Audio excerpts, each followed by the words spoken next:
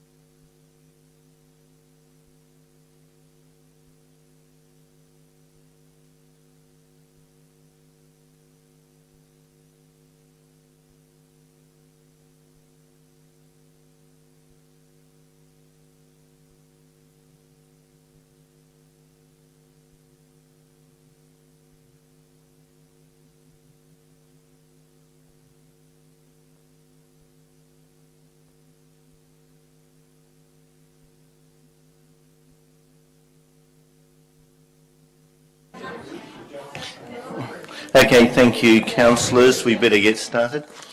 Thank you. Welcome to everyone. Thank you. Good evening, councillor, staff, ladies and gentlemen. Welcome to the City's Public Agenda Briefing Forum. My name is Councillor Jeff Stallard and I'll be chairing this forum. We wish to acknowledge the traditional custodians of the land we are meeting on, the Whadjuk of the Noongar people. We wish to acknowledge their elders past, present and future and respect their continuing culture and the contribution they make to the life of this city and this region. The operation of this forum is in accordance with the City's adopted public agenda briefing forum policy and procedure and is governed by the provisions of the Local Government Act, standing orders and rules of conduct. This agenda briefing forum will provide the opportunity for elected members to be informed and seek additional information on matters prior to the presentation of these items to the next ordinary meeting of Council for consideration and decision. This meeting is also live streamed, and I would like to welcome those watching remotely. I thank you for your interest and for everyone else's participation. Thank you. Can we have attendance, apologies and leave of absence, please? Through the Chair, I have an apology from Councillor Blair and would expect Councillor Billich will be late. Thank you. I expect Councillor Blair will be watching with interest this particular meeting, but also hope he's back with us for the OCM. Any declarations of interest? There are disclosures of financial proximity interest and also disclosure of interest affecting impartiality. So are there any disclosures? None that I'm aware of. Okay, thank you. I don't have any announcements to that at this moment, but who knows what will turn up during the meeting. So public question time. I believe there are 2 questions to be asked, and I will reserve the opportunity to make those questions or to let those questions be asked during the presentation of those agenda items. Thank you. There's no public statement time. No one's needing public statements. Public submissions received in writing, nil. Okay, petitions received, nil. Confidential items announced but not discussed, nil. Okay, we're moving well. So let's get on to the reports to Council. Development Services 10.1, Development Services Reports, Draft Local Planning Policy 29, Unhosted Holiday Houses Adoption for final adoption. Thank you, the Manager.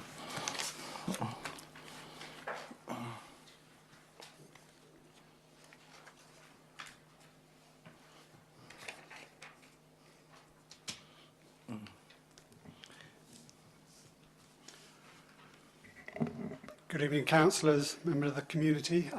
Got one item to present tonight. It's item 10.1.1, Draft Local Planning Policy number 29 on hosted holiday houses. And the purpose of the presentation is to seek Council's approval for adoption following formal advertising. By way of background, the City has seen a recent increase in the number of applications for holiday houses which warrants consideration of a policy to guide the use and delegation and set expectations for the community with respect to such proposals. LPP 29 will ensure holiday houses are determined in a manner that maintains the amenity and the character of the area while providing opportunity for landowners to use residential properties for short-term accommodation. The policy is quite clear in terms of the matters that should be given due regard to when considering applications for holiday homes. These include, importantly, the existing amenity, the provision of an operational management plan, and any additional information considered appropriate. During the formal advertising period, one submission was received in support of the policy, and post the advertising period, a late submission was received, which provided comment and some concerns with respect to the proposed policy. Noting those comments received, it is recommended that Council adopt Local Planning Policy 29, holiday houses, for final adoption. Okay, thank you, Andrew. Any questions from the floor from councillors? Yes. Brooke, thank you. Thank you. You said you've seen an increase. Is there a potential number that has already come to the City, or has it just been the one that on recollection is I think we've in the past previously we've approved a couple of Airbnbs or holiday houses, but obviously we've received a number of inquiries in respect to the use and the approval process, particularly in urban areas. Just one more question. Now the second complaint, or not complaint, submission that referred to issues related to compliance. I'm just wondering, is there something in our, normally when we have our other planning applications, we have like an option if the city was to investigate a complaint that they have to respond to the city or something in 24 hours or 48 hours or something to that effect. I'm just wondering, with the issues that have been raised by this person about compliance, what potentially, if anything, could we do to support residents in making the owner of the unmanned house accountable? Thank you for the question, Councillor. Look, the approval, any approval granted, will be subject to the provision of an operational management plan, and that plan will be detail how sort of issues around amenity or maintaining the amenity of the residential area would be addressed and controlled. Being a condition of the planning approval, if they are found to be in breach of that management plan, then obviously the city could take appropriate compliance action. Yeah, sorry, the Mayor. Councillor Thomas, you have a question? You said that we've had quite a few people interested. Where are they? Are they right across the city or mostly in one area? Interestingly, a lot tend to be around the sort of Forestfield, High Wycombe area. I can only imagine there might be, obviously, well, at the time that was when we had tourism and so forth. And it might have been obviously close to the airport, might have been people coming down from the rural areas, wanted to be close to certain events and so forth. So they tended to be more around sort of Forest or High Wycombe area. Yes, sorry, Director. Through the Chair, if I might add, the last time this was presented to Council for the purposes of public advertising, part of the reason why we have seen an increase is because owners of these properties do seek a special insurance for if there's damage to their property or any of their furniture and the like within their Airbnbs. And part of the consideration for the insurance company is ensuring that their operations have council approval. So we are seeing a bit of an increase as a result of the insurance companies placing a little bit more stringent controls around these Airbnbs and stays there accommodations. And that's part of the reason why we're seeing an increase. Thank you. I have a couple of questions. One's a follow-up. So, sorry? Oh, sorry. My apologies. I didn't see your hand up. Sorry, Councillor Boyd. No, that's okay. Thank you. I'm just wondering, whilst I understand, given what the Director's just indicated in respect to the requirement for insurance for council approval for Airbnbs, just wondering, given that the owner of the property isn't present, is there any significant difference in respect to what would occur should there be unruly behaviour at an Airbnb as opposed to that of a rental property as to how they would be managed? Obviously, rental properties, the owners aren't there when potential parties or whatever would happen, and obviously they're dealt with by neighbours or whatever, calling the police or the appropriate authorities. I'm assuming an Airbnb or any property within the city or within anywhere where there's some sort of noise, behaviour, whatever that's annoying the neighbours, they would call the police or call somebody to deal with it. Surely that would be the same with an Airbnb. Through the Chair, thank you for your question, Councillor Boyd. The main thing around Airbnbs and the regulation through the planning process is obviously amenity is a key consideration and noise impacts. If they are an Airbnb and we're receiving complaints of parties on the weekend or during holiday periods and the like, and there's conditions attached to that Airbnb for management of noise and management of complaints, then obviously that can be regulated through the planning process. But you've made a good point in stating that there are rentals and even properties owned by the landowners that can be noisy and have parties on the weekends and holiday periods as well.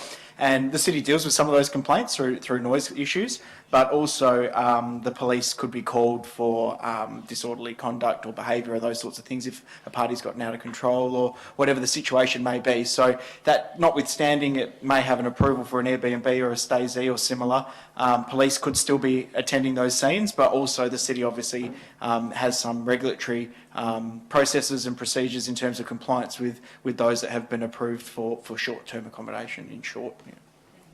Thank you. Sorry, Councillor Sewell, you have a question? Thank you. Just in terms of what Councillor Boyd raised, I note that there are some cities and shires that actually have a differential rate, which I think equates to about $40 a year. I'm aware that this does create additional work for the city, and I'm just wondering whether that was considered as part of this assessment, and whether that would be worthwhile in terms of any additional resources if they are required. Through the chair, I'll answer the second part of that in relation to adopting a differential rate. There's provisions in the Local Government Act which provide opportunities for local governments to adopt a differential rate. There is quite a burdensome approval process and it requires ministerial approval. We haven't looked at this particular case in the context of advertising a differential rate, but we are certainly willing to do so. Just a follow-up question. When we've originally had these discussions, it was quite a different environment than what we are in now. Our borders are closed. I'm just concerned about the potential impacts this may have on current existing short-term accommodation, given that there's certainly no increase in demand as such for these particular services. And if the accommodation, your more traditional accommodation such as bed and breakfasts and your caravan parks, whether perhaps the impacts that they're going through, whether this will actually have a negative impact on them even more than what they're currently experiencing. Thank you, Director. Thank you for your question, Councillor Sewell. In regards to market competition, that's not a consideration for the local planning policy and generally not a consideration for a planning assessment. So there's not much comment from a planning perspective that I can provide to that, but can acknowledge your concerns and note that the market in this particular industry with regards to tourism and accommodation is obviously in a period of change as a result of some global events related to COVID-19. Yeah, thank you. Any other, Councillor O'Connor? Thank you. Just got a question on the policy itself. Under policy objectives, it's got one talking about ensure that they are effectively serviced in areas where there is no reticulated sewer connection. Can I get an understanding about why that was included? I'm just trying to work out what problem that's trying to solve. Director, thank you.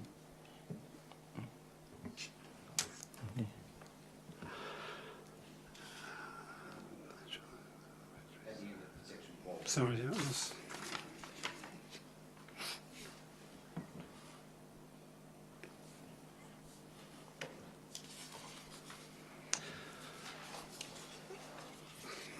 Yeah, I have. I'm just looking at the actual wording.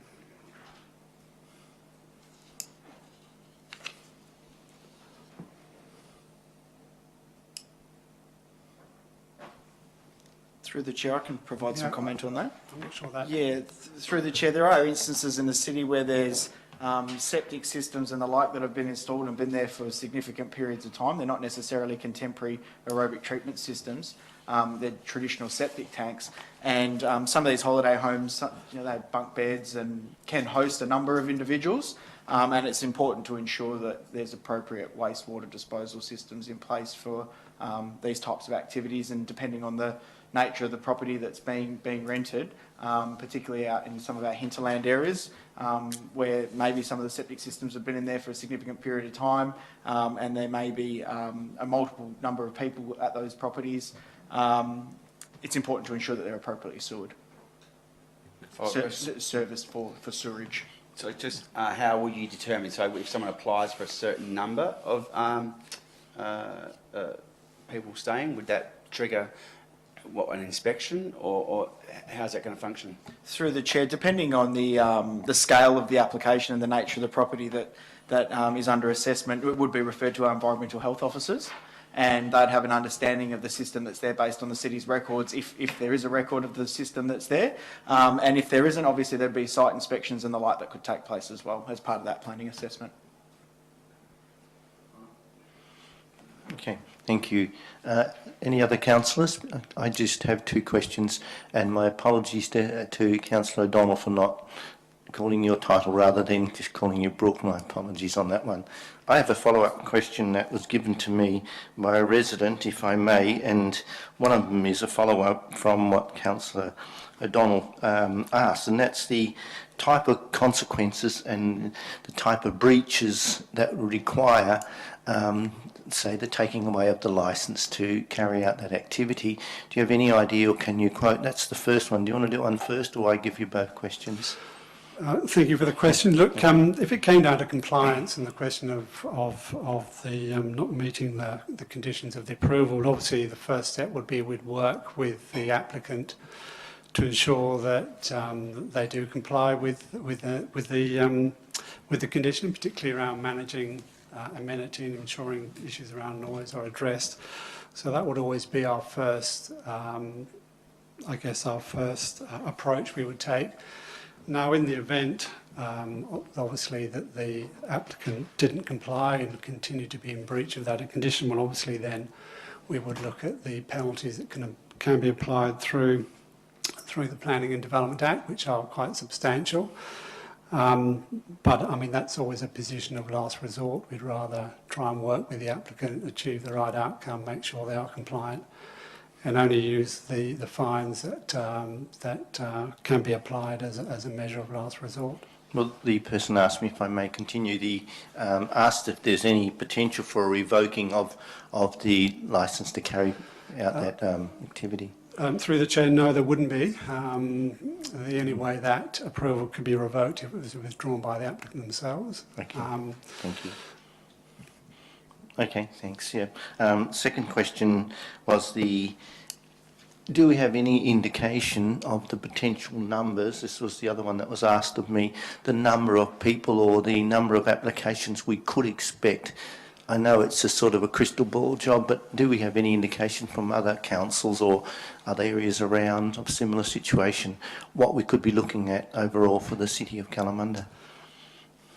Thank you for the question, Councillor. Look, we don't have any actual stats on what the number might be, but we're happy to sort of gauge, get some responses from what other local governments are experiencing with respect to the use and the number of applications they're receiving, and happy to provide that to council. Okay. Thank you. Are there any more questions, Councillor Connor? Thank you. Thank you, Mr. Chairman.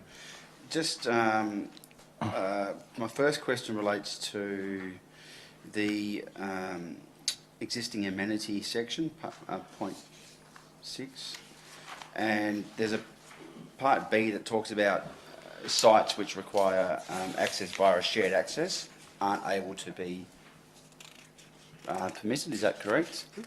That's correct. And so would that be a Battlex development?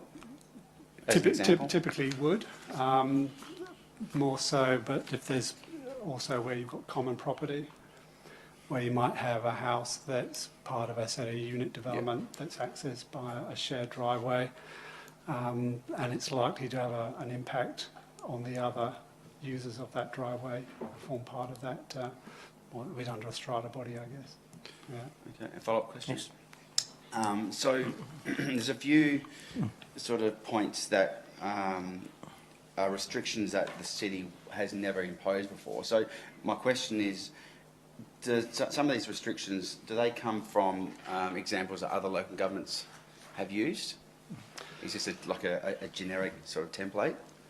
Through the chair, look, we did consult with other local authorities in terms of their provisions of their similar policies. So there's a bit of a maxim with planning that we don't try and reinvent the wheel. Try and work with policies that obviously are proved successful for other local authorities, and consequently, this is what we've arrived at. Yeah. Is that it from the floor? Sorry, we acknowledge and welcome Councillor Village to the chamber. Thank you. I believe we've got a question. Could Mr Cunningham please come in for his question?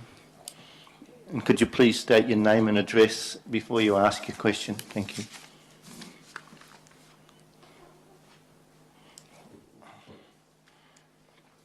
Good evening. My name's Trevor Cunningham. I live at 25 Kalamunda Way, Gooseberry Hill. Sit down, Trevor. Sorry, yeah.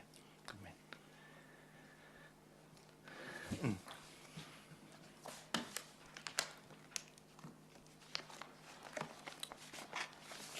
Okay, the property at 29 Kalamunda Way is an Airbnb. For the last 3 years, it has caused me untold problems in terms of amenity and, in fact, my human rights. I'll show you this advertisement that was put in the paper a few weeks ago, and I'll point out one little statement that's made here.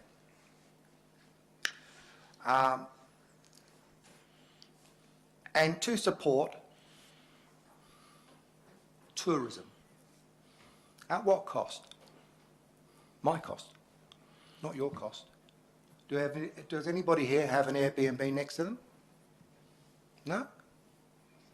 Sight unseen, isn't it? Okay. So, may I ask the Chair, what do you understand by the letters Airbnb? Do you wish me to answer or through Well, I the just director? want somebody to answer. Oh, Do you thank know you. what it means? Yes, in a sense, yes. Okay, so can you tell me? For the B&B, it's an accommodation. Often it's from someone outside of an area, or it's where someone wants to acquire accommodation at a house. Normally it's a house, or can be a unit, in which they wish to stay for a given period of time. But there are certain conditions that are normally attached to that with any of them, although it has been very loose and not very well handled in the past by state governments all over Australia. So do you not think that B&B means bed and breakfast? Generally, yes. Yes, okay. But So- the scope implies that it's not just bed and breakfast, that it's a stay for a longer So period where of does it time. say that scope? The general acceptance of Airbnb is that the people are The staying general there. acceptance? Yes, Okay. that's been the problem with the whole definition, Yeah, right. and that's why the state government has been tightening up the definition. So it's a problem, and therefore you don't address it. So by allowing this thing to go I understand it's worldwide and the whole thing is a disrupting industry, but nonetheless, it's unjust. So I lived on the flats. I bought a block in the hills. I built a house absolutely to all the rules of this to the Kalamunda Shire. Didn't break any rules. Moved things around. Did exactly as I should do. In fact, built it into the hill so that it would give other people better amenity. So I was reasonable. Why did I do that? I should have just built what I could build, and I understand that wouldn't happen. But only a week ago in the news, there's people wrecking houses in town, and it's kind of like, oh well, ho hum, ho hum. So Excuse me if I may ask, have you been forwarding your complaints to council? yes, in fact, I wrote Okay. to the council back in. So what I actually did was, I didn't call the police and this and that and the other because I don't want the aggro and the concerns. So, it's really upset me. It's made me ill. I work away. My wife is at home. There's people coming, students during the week, Wednesday, Thursday night, when my wife has to get up at 5 o'clock in the morning, go to work 50 kilometres away. I'm down on site. She's frightened to call the people. In fact, the owner has advised me not to go round to the property in case they attack me. Yeah? I kept records for a year when people came, okay? And it turned out, I said 25 because I knew it was more than 25 times in a whole year, right? Yeah? So that's, it's significant, yeah? Now, you're changing the rules here, merging this and merging that, but essentially you're changing the zoning laws. It's completely and utterly, that's what you're doing, by stealth. And you're stealing my amenity and my human rights. So I call at 9 o'clock, 10 o'clock after they've been going all day long. Parties, 20, 30 people. So I live on the escarpment, yeah? So people come, oh wow, it's holiday time, yeah? And I don't mind people, I'm not a Grinch. I've never sat in one of these before and jacked up. But this is wrong. So when you say 20 or 30 people having parties at the Airbnb? Yes. Okay, can I ask the director, is that okay to ask you, in what are we enshrining or trying to enshrine into this, where we can deal with these sort of situations? Through the chair, I can appreciate Mr Cunningham's concerns with regards to the amenity impacts that he's received in relation to the Airbnb in proximity to him. The policy is aiming to regulate, in part, these proposals, and part of the key considerations, as you can see within the policy statement, within the local planning policy, is existing amenity. And part of that, we're looking at noise and antisocial behaviour, and looking to ensure that these proposals have operational management plans that can assist with dealing with the situations that you've encountered. Notwithstanding that, as we've spoken to earlier in some of the queries from Councillor Boyd, if there are antisocial behaviours, if there are people entering your property, the first port of call in relation to that is the police, with those complaints then being issued to the city at a later date, not 12 o'clock at night. The city's obviously not going to be sending out environmental health officers to assist with monitoring noise. But if you have those antisocial behaviours, you are encouraged to contact the police. But this policy is aiming to regulate and control some of the issues that you have experienced. Can I ask Mr Cunningham that, in a sense, you're here to ask a question, but you've got some genuine, really real concerns there. Can you please put those together? I've already done all this with Mr Varalis. Sorry? Peter Varalis? Yes, Mr Varalis, yes. I've already spoken with you. So I think, I to make my ground clear, I did the year of watching it, yeah? So straight away it's an impost, okay? I wrote a letter to you on the 17th of May 2019, and I outlined all of and I sent you and I sent it registered post. I didn't get a reply from the council, having called a couple of times, until the 25th of November 2019. So 6 months later, whilst I'm still going through all this hassle, 6 months. Now, you're supposing that this is going to be a better, tight system. Oh yeah, but it's night time. Oh, we're not going to send out the ranger and this and that. Oh, you've got to ring the policeman. It's an impost on me. You're changing the rules, you're changing the zoning laws to make it a commercial hotel. It's worse than Airbnb, because Airbnb has the owner there. So people keep it calm. Okay, can I, in a sense, what I would ask of you then for our next, and the OCM, if you wish to put a deputation in to talk against this motion, it would be more appropriate, because you're only down for a question tonight, although you've stated some very pertinent points that are really I important. haven't even started, mate. I know, but that's what I'm saying. Can you put it together as a deputation for the OCM? And so that it's not becoming a debate with us as such, but as you could tell us and inform us where it's at and what it's about, and if possible, give us a copy. Have you viewed this Supreme Court of Western Australia? Have you viewed this finding? I haven't seen it, no. So what this says is that, now this is a slightly different thing, but this is a block of units where people are doing exactly the same thing, okay? It was found against being able to do this, and the Supreme Court of Western Australia has also said it's against the law, right? So what you guys are contemplating doing here is instigating a set of policies which in fact go against the Supreme Court of Western Australia. Now, it's a slightly different thing.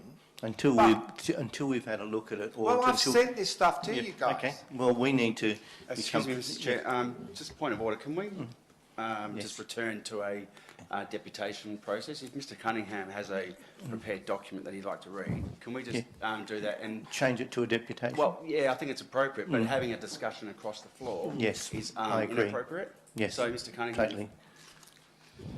Mr Chair, if we can ask Mr Cunningham to, if he's happy to brief councillors of some of the documents that he's got. I'd like to see some of the stuff that you've got, Mr Cunningham. If you can Well, email... Mr Ferraris has it, and I also No, sent I'd like it from yourself.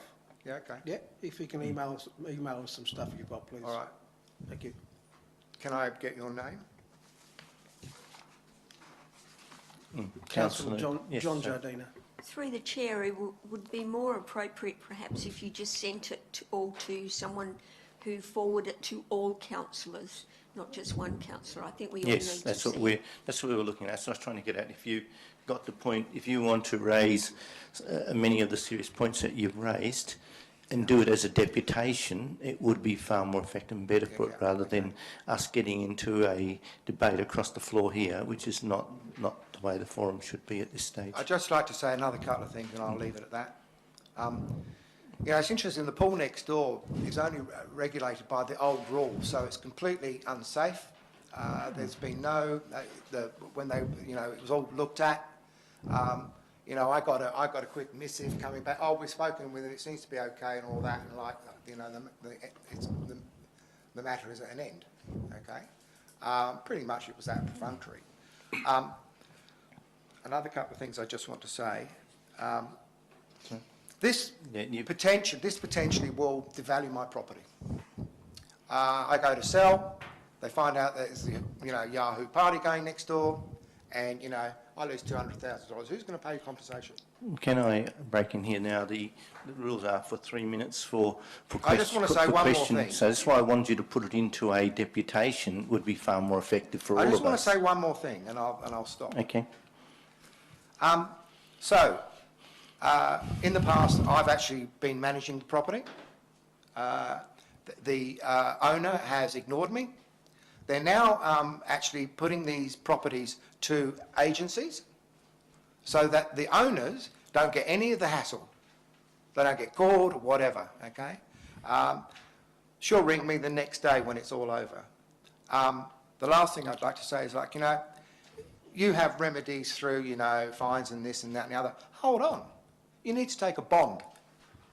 And it needs to be a substantial bond so I can be compensated for my loss of amenity. This is my human rights. And you're going against the West Australian, what came down. Okay. Slightly different, but Yes. I warn you, I caution you that will I want to do it? But I may take this council to court, and I'll be taking Airbnb as well, because they are Well, can I ask you then, I understand and I can feel for where you're at, but can you please send us or send through to the Mayor, and it can be forwarded on or through Council to us, so that all councillors get access to the information you've got available, so we can look at it before the OCM in 2 weeks' time? Mr Chairman, I've got a question for Mr Cunningham. Yep, okay. Mr Cunningham, you just referenced managing the property previously. Can you expand on that? Do you mean that you responded to complaints, or you made complaints? What do you mean by managing the property? Okay, so I would it would be going off. I would talk to them over the fence. I'd get pretty rude comments. I'd then leave it until, a party would start at 10 o'clock in the morning. It could be there was a wedding there, where they were using it as their reception, so people were coming and it was going off. I'm not a Grinch, but it was all going off. So then I would ring the owner late in the afternoon, 5, 6 o'clock in the afternoon, say, hey, it's still going off. Ignore me, and then get back to me. And because we did it all on text, she'd be rude to me. I've got the comments. I've actually got I've kept records of what this woman was saying to me. So I was managing it. And there was times at, 10 o'clock, 8 but when it's been going on all day, then what happens is she rings me the next day, oh, sorry, I was such and such and such. I mean, it's just really, really unfair. The impost is on me. Yeah, thank you. That's clear now. Thank you. Thank you. And can I make a recommendation as well that for us and for the community to do something as well, sometimes police involvement is essential. And you said that you're only dealing with the agents, therefore to contact the police is a more appropriate way to go, especially if the noise is carrying on and those sort of things. But please, can you let us and your councillors know as well? By doing this, you're going to supplant that requirement on me to contact the police. Yep. Okay. It's an absolute impost. Yeah, well, we all have to face that. Thank you, Mr. Cunningham. And you need bonds, and the bonds need to be $10,000, $20,000. If they don't want to do it, it's a business. It's a commercial business.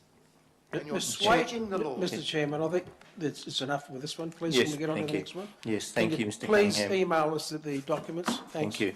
It's time to move on. Thank you.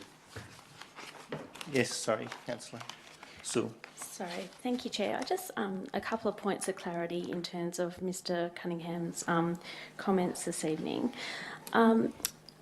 This hasn't currently gone through. No. It's before council at the next OCM. The issues that Mr. Cunningham has raised this evening relate to the current status quo under Airbnb.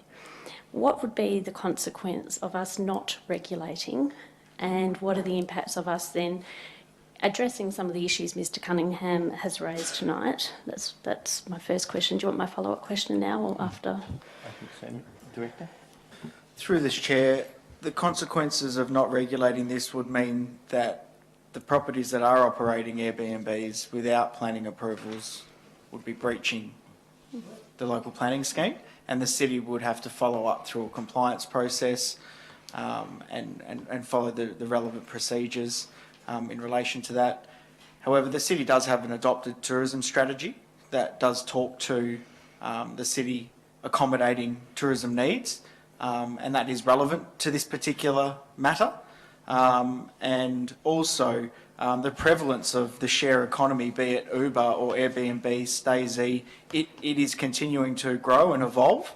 And there are situations where local governments have to regulate and put policies in place to manage that change and manage that disruption to the industry and to what that change is being put about through the broader community. So that's what this policy is looking at doing, is to mitigate and manage a lot of the amenity concerns that Mr. Cunningham has raised, and not regulating it would mean that those proposals, and back in, I think it may have been earlier in the year, when we did a basic search on Airbnb, there's close to 100 plus of these within the city that don't necessarily all have approval.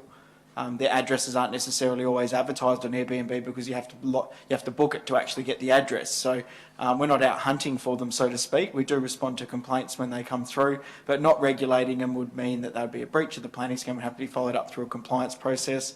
And our resources are finite in that regard. Okay, thank you for that clarification. Did you have a follow-up question? Yeah, I did. My follow-up question is in the references made to the Supreme Court. Now, my understanding is that the reason why the city is undertaking this particular recommendation is actually from a direction from the state government to regulate short-term accommodation such as Airbnb across the state. Can we please confirm if that's the case? Through the chair, I couldn't tell you from the top of my head exactly what the direction from the state government is. I'd have to re-reference the report or particularly look into this case that Mr. Cunningham's raised. At this point in time, I would have to take that on notice. Thank you. Yes, sorry. Just a follow-up question from Councillor Sewell.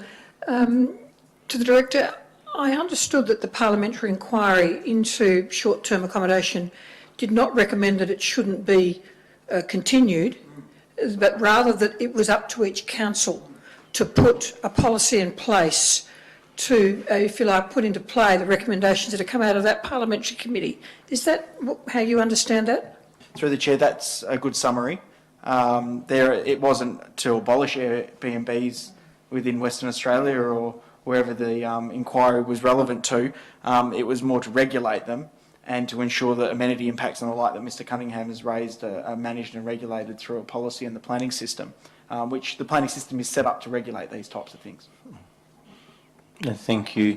Thank you, Mr Cunningham. I offer you this, having, and I think all councillors, this is what we're talking about when we get the real heart of the problem or the heart of the issues, and you've raised a lot of heartfelt issues that we have to be aware of as decision makers. So I thank you for coming in and informing us, and hopefully you'll send us some of the extra information. We can consider that within 2 weeks' time at the OCM. So everything we do, we protect.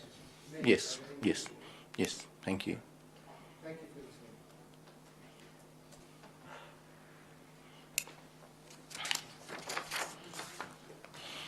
listening. Okay, thank you. 10.1.2, City of Kalamunda Extractive Industries Local Law 2020. Thank you. Director? Yes. Yeah. This is the second item on the agenda for development services for September, and it relates to an extractive industries local law that has been prepared and reviewed. The local laws generally are required to be reviewed every 8 years under the Local Government Act. This particular local law has been reviewed to ensure that it's contemporary in nature and reflects the legislative requirements, particularly of the Local Government Act, and has introduced modified penalties in relation to extractive industries.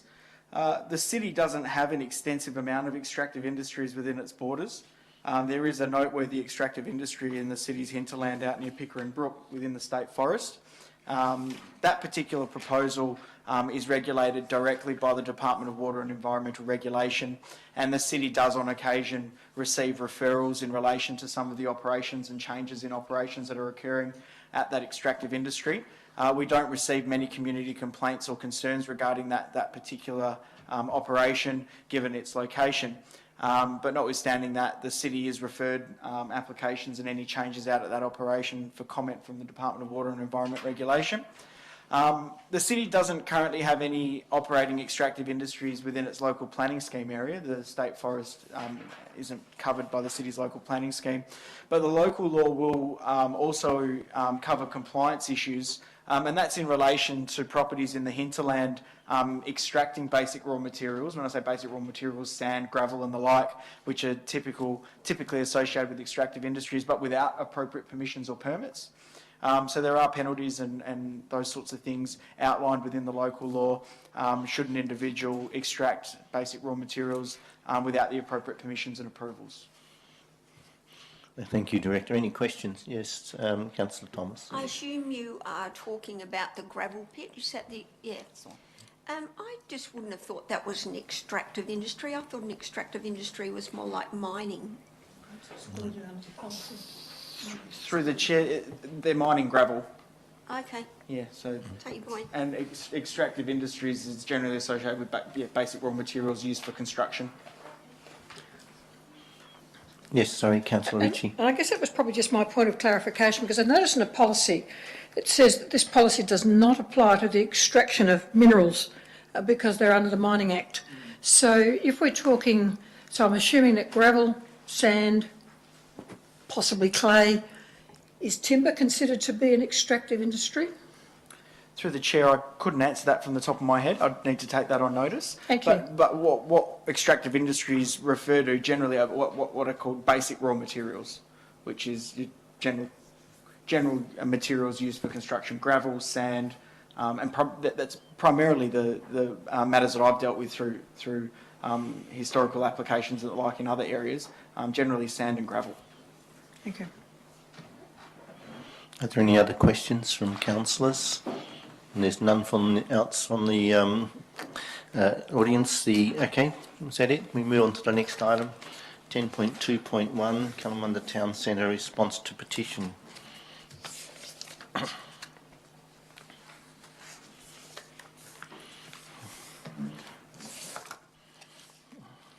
Thank you, Manager. Good evening, councillors, Acting Chief Executive Officer and staff and members of the public. Tonight we're looking at the response to a petition from the Probus Club, which had 333 signatures, requesting that pedestrians be given priority over vehicles in the town centre. And the purpose is also to consider the information in response to that petition. The petition itself seeks a change in vehicular traffic priority such that pedestrians be given safe and convenient priority access to the town centre for all pedestrians and persons with mobility limitations. And in addition to the safety aspect, the petition seeks to change if this town centre is to remain commercially viable.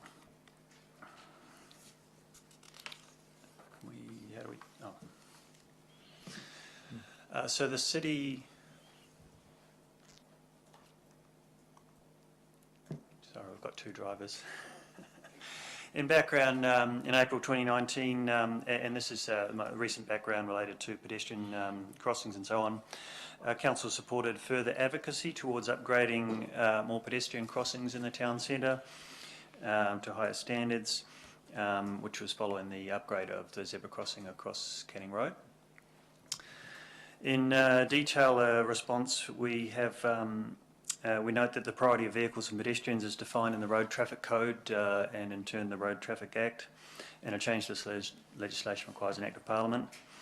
The only area which the City can support the request is by designing the town centre upgrades to have a much lower operating speed. In this respect, the Central Mall designs and resulting work will have a target operating speed of 20 kilometres per hour. Despite the target speed, the Road Traffic Code priority will remain anywhere where vehicles are given access along the road there. So the City has submitted a request to Main Roads WA. This happened quite recently to lower the speed zone for the town centre following a request through the Community Safety and Crime Prevention and Advisory Committee. We await the results of that request. And so consequently no action is proposed at this time. Both the Kalamunda Activity Centre plan and the planned upgrades to the town centre aim to address pedestrian safety and support commercial viability. Any questions from the floor? Yes, Councillor Sewell.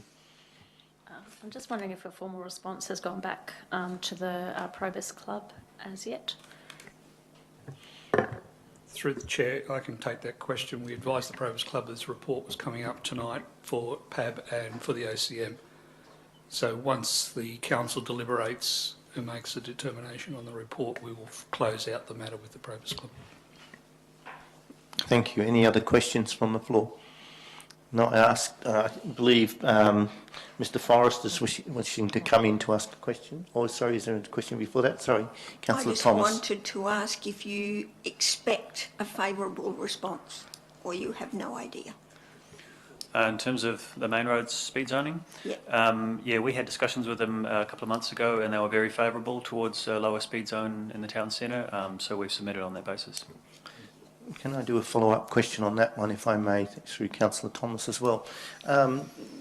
In particular, did they ask, would Main Roads wish to see what our potential plans are for the town centre in the redevelopment that we are looking at for the future? They don't require that information. They tend to view things as they are and assess as they are, so they're generally not interested in what's happening in the future because they have to set speed zoning based on the current road conditions. However, we have communicated the intended upgrades and changes that would then support, in addition, lower speed zoning. Okay, thank you. Are there any other questions from the floor?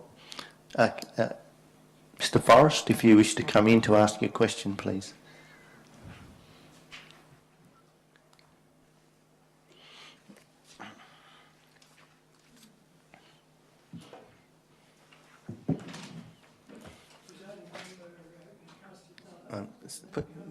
Sorry, Peter, we need to press the button. Sorry, yes. I was of that problem. So, and your details. Presiding member, Councillor Stallard, Mayor, councillors and others present. My name is Peter Forrest, 36 Panoramic Terrace, Kalamunda. My contribution relating to, it's more, as I did say to Nicole before, it's basically just a presentation of the of the petition to explain it and respond to the comments that have been made on the agenda papers. So my name is Peter Forrest, 36 Panoramic Terrace, Kalamunda. My contribution is on behalf of 233 electors who signed a petition to council deposited in the city office just before your last council OCM on the 28th of July. They weren't able to be present tonight, but some may attend the OCM on the 22nd of September.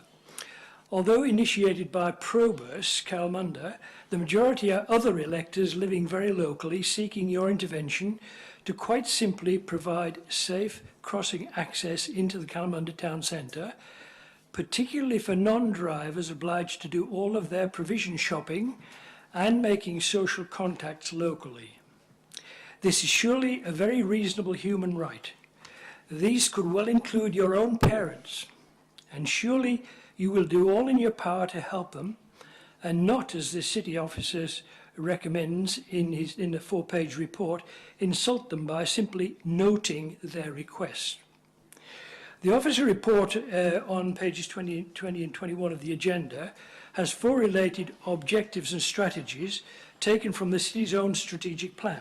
First is to provide safe and healthy environment for the community. Second, to facilitate the safe community environment. Third, to connect the community to quality amenities. And fourth, to provide and advocate for improved transport solutions and better connectivity through integrated transport planning. Can you now please insist that those promises in relation to this issue are implemented? The officer report, executive summary point 2 on page 21 is wrong. The petition does not request that the road system is changed, but simply that safe pedestrian access over the peripheral road system is provided into the town centre, namely Canning Road, Mead Street, Railway Road and Haynes Street. These 4 roads must be crossed by a large number of inhabitants who no longer drive. Canning Road actually divides the town centre from the largest residential area and a growing number of housing units allowed through recently and increasing through the dual density planning zoning. Furthermore, residents have noted that traffic density along Canning Road has increased enormously in recent time, including many trucks, suggesting that it is being used as a quicker access to Midland via Kalamunda Road. That traffic will increase further as soon as the flyover junction of Kalamunda Road and Roe Highway is completed, reducing journey time to Midland. Then further again when the railway station at High Wycombe also opens soon. The officer background note on page 21 notes that the city has been well aware of concerns raised by the community and has been reviewing and addressing the issues as they are raised. I was one who raised them at council meetings several times earlier, including in April 2019, when, as quoted in the report, Mayor and CEO were to meet with Main Roads. No outcome seems to be being reported then, but presumably that had no useful effect since Main Roads have apparently continued to allege that pedestrian traffic counts are too low in Haynes, Mead and Railway Road to allow pedestrian crossing walkway priority. Following the petition, as communicated in my email to councils on the 7th of August, I wrote on the 2nd of August personally to the Honourita Safiotti, whose ministerial portfolio includes both Main Roads and planning, pointing out the apparently steadfast refusal of Main Roads to accept safe pedestrian walkways as being unwarranted, and that appearing to be a consequence of inconsistent policies as between the Planning Commission, DPLH and Main Roads Department with regard to safe walkable access to urban activity centres. I've since been assured from the Minister's Office that that issue has been actioned, I'm quoting here, that issue has been actioned for a coordinated portfolio response, both transport and planning. Of course, I'll communicate any outcome to Council. However, during early stakeholder consultation on activity centre planning in 2018-19, records of traffic data on surrounding roads being used was then 11 years out of date. Council was advised that some Sorry, further point of order, Chair. Sorry. Point of order. Oh, Is this a please. deputation or Yes, is this? it's as stated at the start, it was going to be a question, but I think it was agreement that, sorry? Yes, it's only had 2 minutes. Yes, you've gone over. You're into 3.5, 4 minutes by my clock. So could you Thank you, please I'll be as sum it quick as up? possible. Thank you. I'm talking now about traffic count. As a daily visitor to the Kalamunda town centre, I've observed that only one counter has appeared, and that was on Canning Road through the rose beds, only for 1.5 days, and when the high school was only in part operational due to COVID-19 restrictions. Whatever the WAPC MRA Minister's response is, I suggest that councillors request extensive new vehicle counting be undertaken by asset staff on all roads surrounding the town centre, spread over peak activity times. Only today I witnessed about 20 high school students attempting to cross Mead Street from Central Road, standing in the central land reserve, unable to cross, which was highly dangerous, of course, as well as these other people I'm talking about, the older people.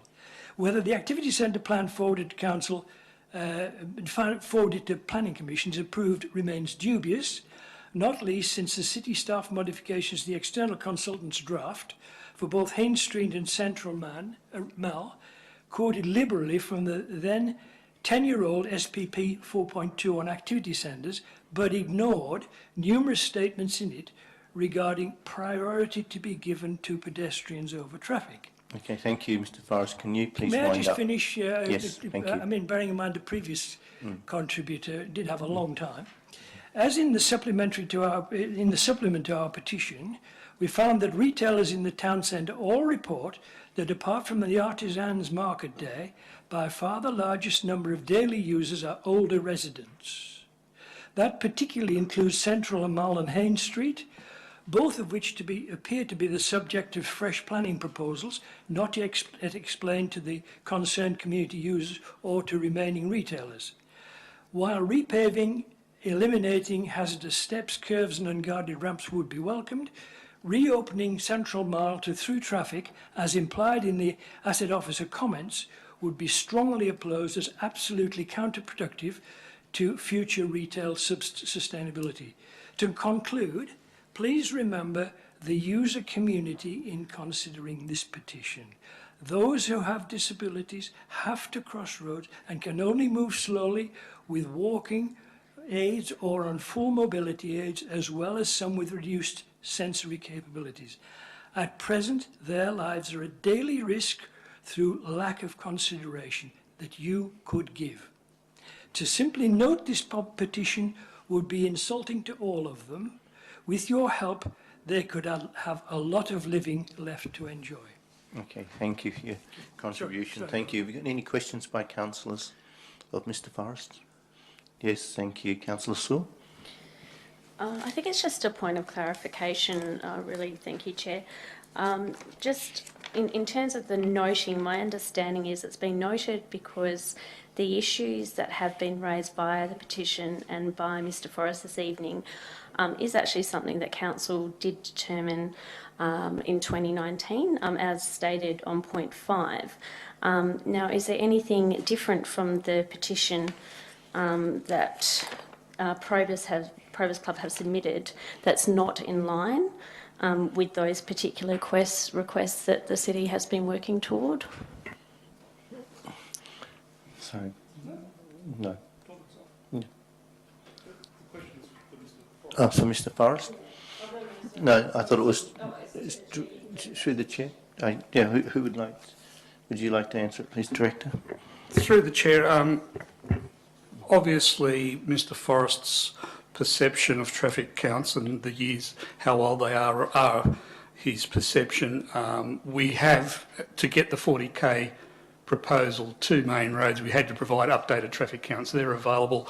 I'll provide council with those prior to the OCM for information, so they are up to date with traffic counts and classifications. I do re-emphasise yet again, the rule makers won't allow us to put pedestrian crossings in place at the moment. They are revisiting this issue through the advocacy and the input from councillors, especially the mayor, and staff with our local members and the Transport Minister. We are doing what we can to get this issue addressed, but at this point in time, nothing can change in terms of formalised crossings. Also point out, Probus said, we want to alter the current priority given to vehicle traffic. That's the issue.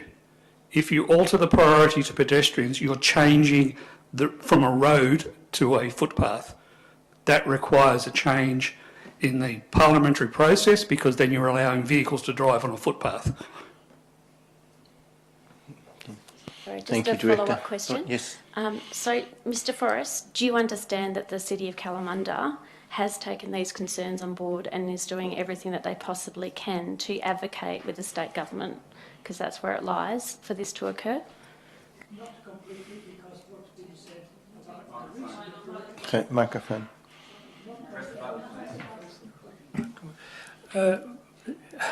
What's been said is update. Nothing's appeared to the public with regard to those latter issues of a further approach on that issue, other than when Councillor Gardiner, as mayor then at the time, approached Main Roads Department. Nothing, to my knowledge, and I attend virtually all council meetings of different kinds, nothing since then has appeared in public.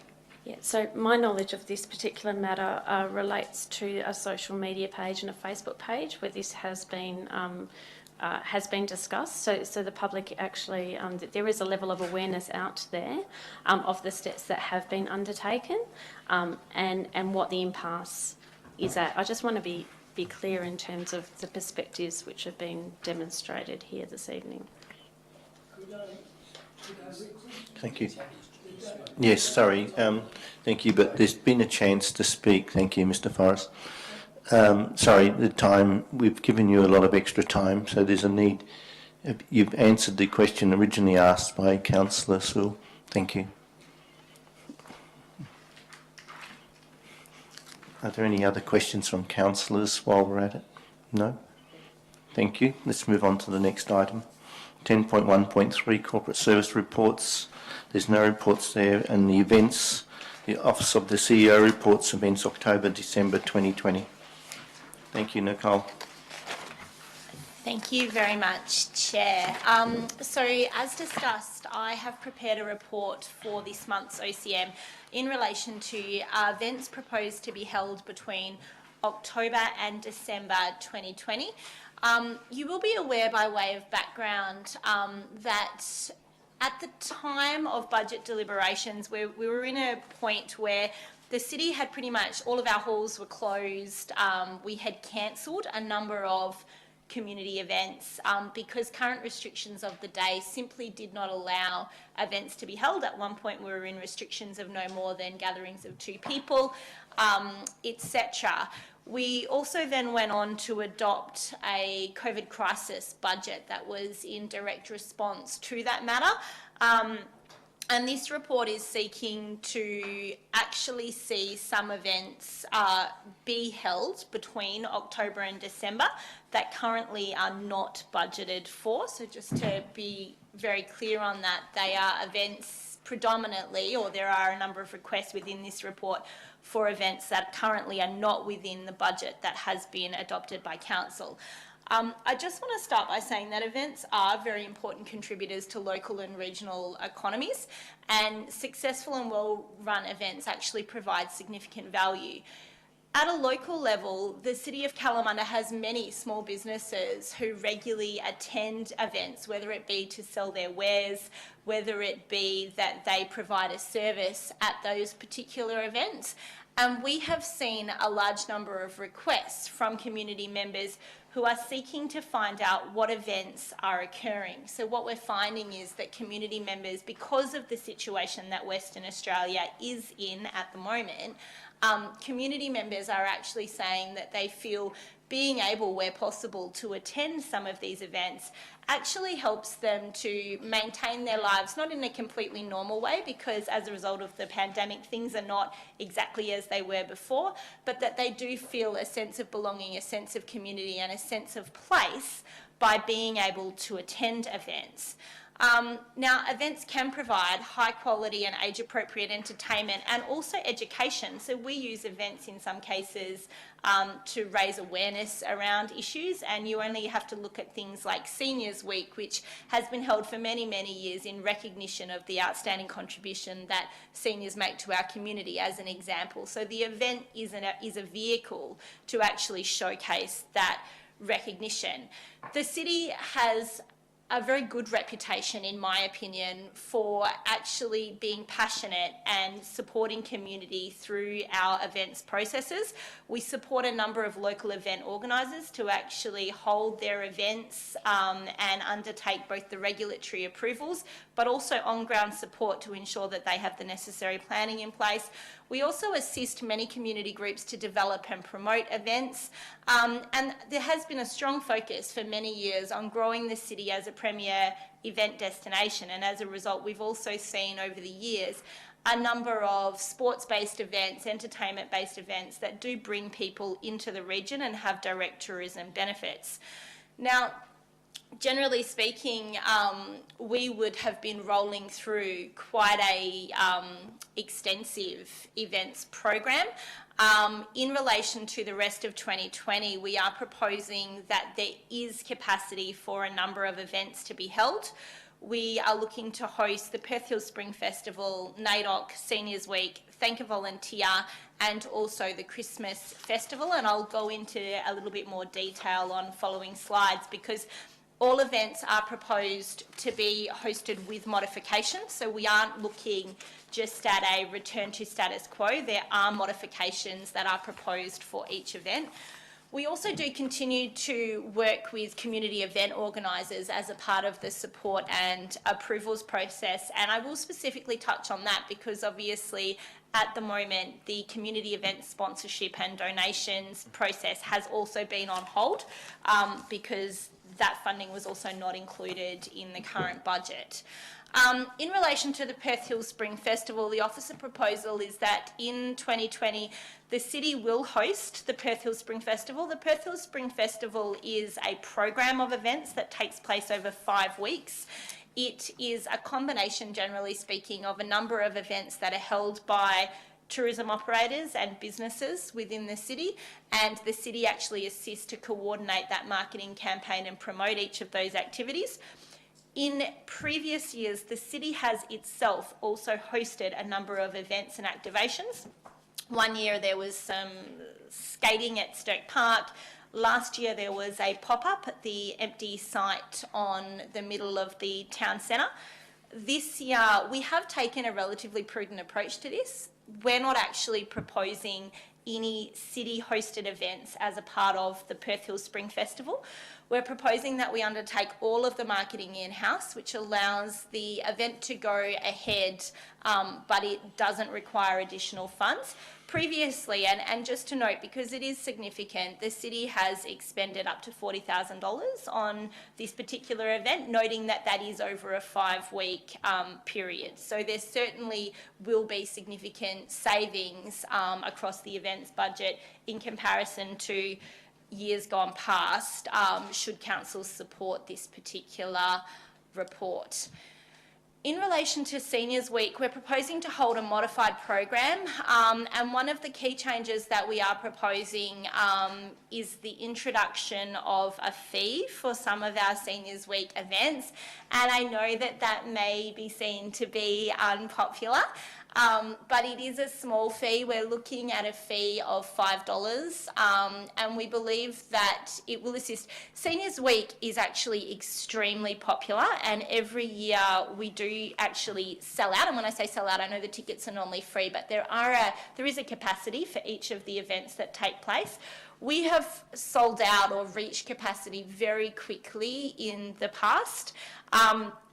And we do believe, we've also had cases, and they are minimal, but we have had cases where sometimes people get tickets, or they get tickets for a friend or something, and then they can't end up making it on the day, but perhaps they don't always let us know, and we do often have a wait list.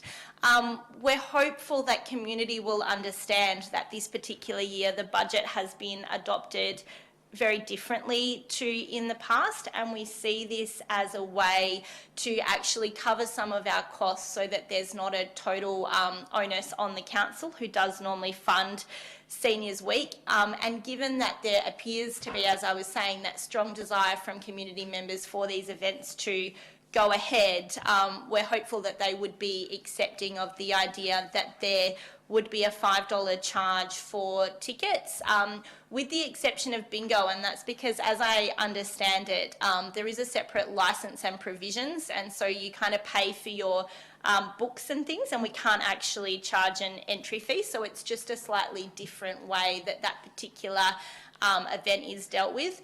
In 2019-2020, the Seniors Week budget was $20,000. For 2020-2021, we're requesting a reduced budget of $15,000.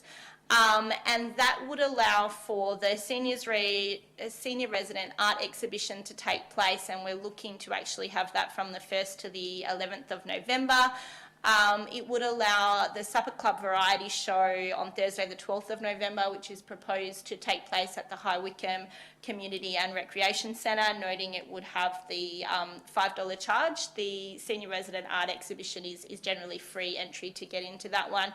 We are proposing the Tuesday 10th of November fish and chips, which is usually a bus trip where the bus actually picks seniors up from Jack Keeley and from Woodlapine.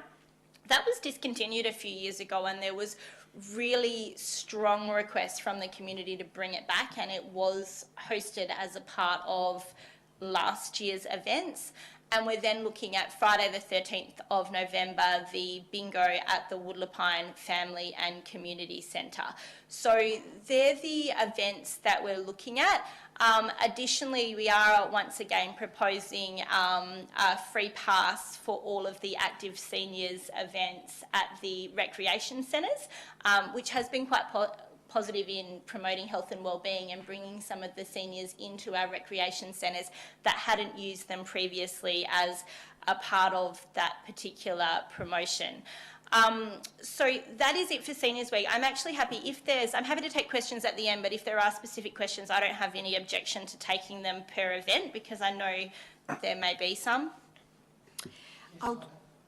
Councillor Thomas, sorry, first. Sorry, I'll turn this into a question. Are you aware that quite a few seniors approached me during Seniors Week last year and asked that we charge a fee? Because they said people go in and book 20 seats and then no one else gets a chance, and if there was a fee, people wouldn't book seats and then not come.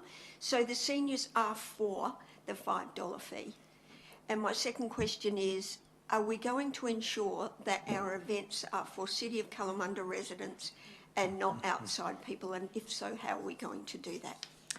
Thank you very much for your questions through the chair. In relation to the first question, yes, I am aware that we have received some feedback that some seniors are willing to pay. We do still expect there will be some seniors who perhaps don't feel like that, and that's something that we are very aware in making the recommendations and in putting the report to council, and we would be looking to really clearly, if it was a decision that was endorsed, to really clearly explain the reasons. In relation to your second question, that is an issue that the city has grappled with over a number of years, and I've seen various mechanisms or mechanics tried to actually ensure that all seniors events are actually residents. In many cases, I believe one of the things that has happened is that we're potentially a little bit trusting in terms of people booking or saying, yes, this is our address, or then also potentially passing tickets on to somebody else. There is one exception, though, that I just will deal with so that it's clearly understood. and that is that there have been 2 events previously that have been held as City of Kalamunda Seniors Week events that have been a collaboration, so a partnership with a third-party organisation, and that organisation is the Forestfield Leisure Club.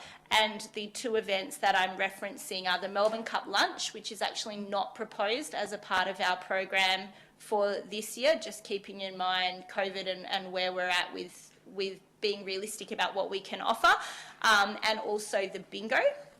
And a part of that collaboration or partnership has enabled 80 tickets to go to the Forestfield Leisure Club, who at one point's membership was predominantly residents within the city of Kalamunda. But I do believe that the Leisure Club has grown to be quite popular, and that there are people who travel from outside of the district and actually are members and attend that Leisure Club. So that's something for us to grapple with. In terms of the booking of tickets, we are going to seek address details. So we actually use an online booking system. Even if the seniors themselves are not online, I have a team member who actually spends the whole week at front counter and assists with booking for anyone who needs them. So we will be looking to check identification, whether it's a rates notice or a driver's licence, to deal with that issue as much as possible. Yes, sorry, Councillor Jardine. Mr Chairman, look, in my time on council, I don't ever recall, and Mayor, I don't ever recall any pensioner, senior, saying to me, you should charge $5 or whatever. The other question is, or that was a statement, but the question that I want to know is why are we charging seniors and not charging other people for other events? If we charge one lot, we charge the lot. We can't be signalling out the seniors, because I can assure you, you'll have a backlash, contrary to what the Mayor's saying. I've got a good gut feeling if we proceed with that, the way it stands at the moment, only charging seniors and no one else, we're making a ride for our own back.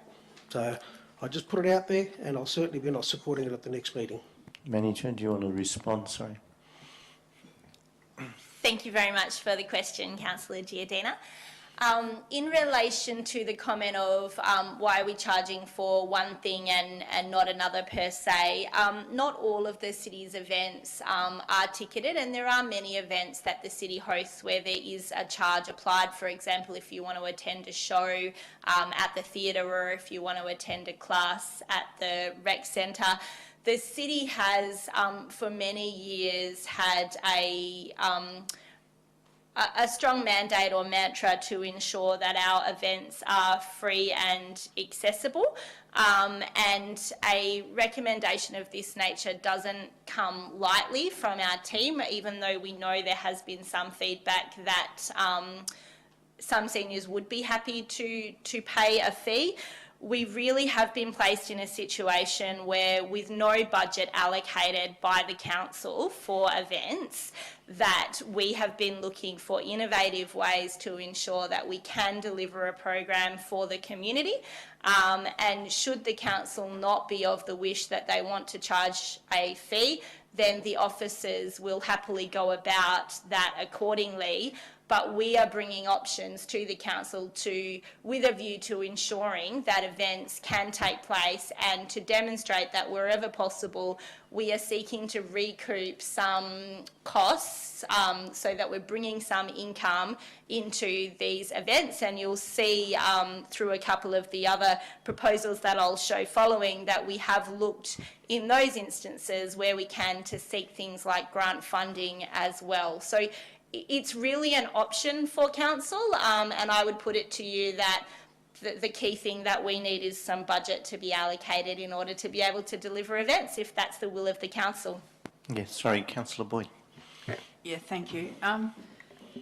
I note there was, I think, 4 events for Seniors Week, and I'm just wondering, with the $5 fee, was that specific to one particular event, given that if I was a senior, I may only want to come to one event and not come to all of them? Would I pay the $5? Is the thought that you would pay $5 and that would allow you to come to all events, or would it be $5 and for only one specific one, I would suspect that our most popular event, and I could be totally wrong, would be the trip to Freo for the Cicerellas, which would maybe be per head our most costly. So is it specific to an event, like, you know, when I've...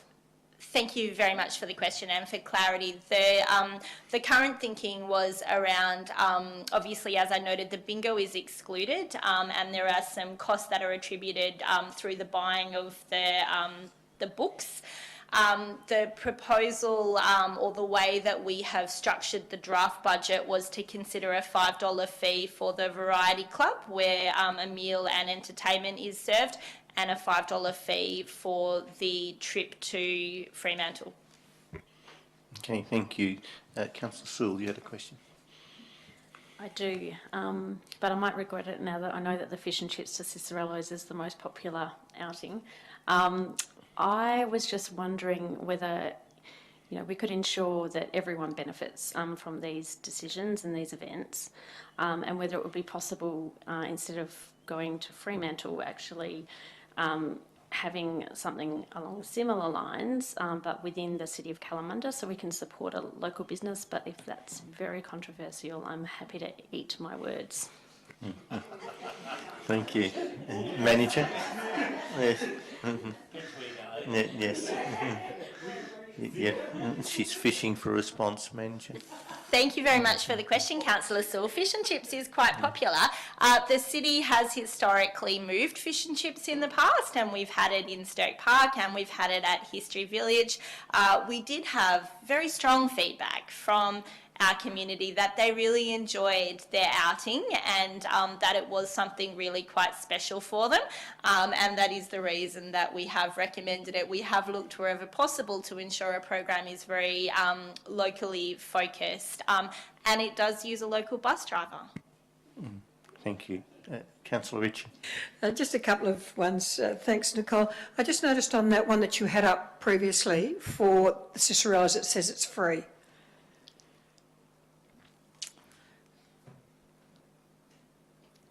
Thank you. So that's why I just want a clarification. That's not the case? Yeah, it is worthy of clarification. The program is still in draft, and we've used excerpts of it to show you guys what it might look like. Okay. Thank you. And just a second, I guess this might be for the Director of Finance, I suppose. We're being asked to approve the proposed event budgets for inclusion in the next budget review. Is that not predicated on whether, in fact, we've got money? So through the chair, yes, we'll be bringing a first-term budget review to council about the 22nd of October, and in that will include any items that have floated to the surface through this, and we'll be giving you a holistic picture of where we sit in terms of the budget, and then council will obviously decide whether these are line items that you want to bring back into the budget, remembering that we stripped all of those budgets associated with events and most discretionary elements out. And so the first term budget review will be the first formal opportunity to reset, re-gauge as we require. Thank you. Councillor O'Connor. Thank you, Mr. Chairman. Nicole, I just want to talk about the seniors functions. Firstly, before I ask a question, I'll just note that the discussion about charging seniors, I think there's merits on both sides, given that as I've attended the last sort of 3 or 4 or 5 events, the amount of food and particularly alcohol consumed is amazing. So I can understand the merits of both councillors, the arguments of both councillors. My question it talks about COVID-19. And that I understand you've addressed in the report. I'm just, from a school perspective, we are erring on the side of caution and stopping all events pretty much, and with kids not being in the at-risk category, whereas over 65s are listed as an at-risk category in the WA pandemic plan. So I'm just wondering, are you banking on the restrictions being lifted is this the best thing? Is the best thing to redo what we've always done in an indoors environment, a bit hot and sweaty once they get dancing, a lot of people? I'm just wondering, did you consider other options? Thank you very much for the question, Councillor O'Connor. And I do touch on COVID restrictions at the end. The reason I opened the floor to questions at the moment is because I knew that there were certain elements of the Seniors Week proposal that officers are putting forward that councillors may have questions in regards to. In relation to COVID restrictions, the City of Kalamunda has taken a really lead role in ensuring that all community members understood what COVID restrictions were, what was required, and we have actually been imposing conditional approvals on all of our event organisers, because whilst the city hasn't hosted many events due to the budget situation, there are a number of events within the community that have been held that we have conditioned and that have approval. We're working very closely with our health team, who are also working with the department in relation to this. We have continued to require COVID-safe plans for all events, even though I understand that the state government doesn't currently have that as a requirement, and I actually believe it may come in with some changes that they're proposing in relation to events. Whilst the events themselves may look similar to those that have been held in the past, the intent is not to deliver them in a way that may have been considered pre-COVID. Our events would be capped in terms of numbers that could attend based on venue capacities. Social distancing would be required, and our events would be registered, which is also an upcoming requirement with Department of Health. There would be a number of mechanisms in relation to cleaning, in relation to illness, in relation to bookings. So we wouldn't be going in and looking to host these events as if we were in a pre-COVID world. In terms of individual choice to attend events, and I do note that seniors are in that at-risk category, I think that it's really important that we do recognise the issues around social isolation and health and well-being, and it is up to our members of the community to determine whether or not they feel comfortable to attend things or not. I'm aware of some community groups who operate predominantly and only for seniors who have chosen to reinstate their events, activities and classes, and I'm aware of others who are choosing at this time not to. We are putting forward that we believe that under the current restrictions, so we've based analysis on stage 4, and I have put numerous disclaimers throughout the report and presentation to say that should that situation change, should tightening of restrictions take place, then the city would probably look to not continue. But we have based it on stage 4. We've not expected, even though I think the official date currently is still from memory October 24, where they were saying stage 5 may come into play. We've not based our planning on stage 5 because we're not necessarily comfortable that that won't be extended again. And we do believe that this can be delivered safely. Follow-up question, please. Yeah. Thank you for that, Nicole. So given that these events are, there's a waiting list usually, and that we're looking at capping or reducing numbers, my question is, have you considered other ways to service or provide the service for more seniors for the significant spend that we're looking at? So does that make sense? Like, you know, outdoors, more room, more distancing, more people, more bang for buck. There are some events such as the bingo that are very much tied to its location in terms of permit. The issue that I have, and I'm more than happy to consider, should some budget be endorsed, I'm more than happy to consider physical delivery. Outdoor events can actually be extremely costly. So one of the reasons why I haven't considered at this point moving outdoors, and keeping in mind that Seniors Week is in November, and it can also start to get a little bit hot, is the fact that generally speaking, when the city hosts outdoor events, it usually involves the provision of shade or marquees and the like, and actually that can come with some of its own costs. So using venues that the city has that are ventilated has been considered the most prudent way to put forward a recommendation. I have a follow-up question. The transporting the seniors down to Fremantle, the bus system, certainly that's fraught with a degree of danger considering COVID-19. Current requirements suggest that social distancing should be maintained, and social distancing can be undertaken on transport mechanisms. Many of our seniors and many of our community members will currently be using things such as public transport. What we're doing with places like our theatre at the moment is having every single seat unless you're from the same family, for example. So again, it is about utilising the best advice that we have available and encouraging seniors to ensure that they are compliant with the relevant regulations and advice from the state government.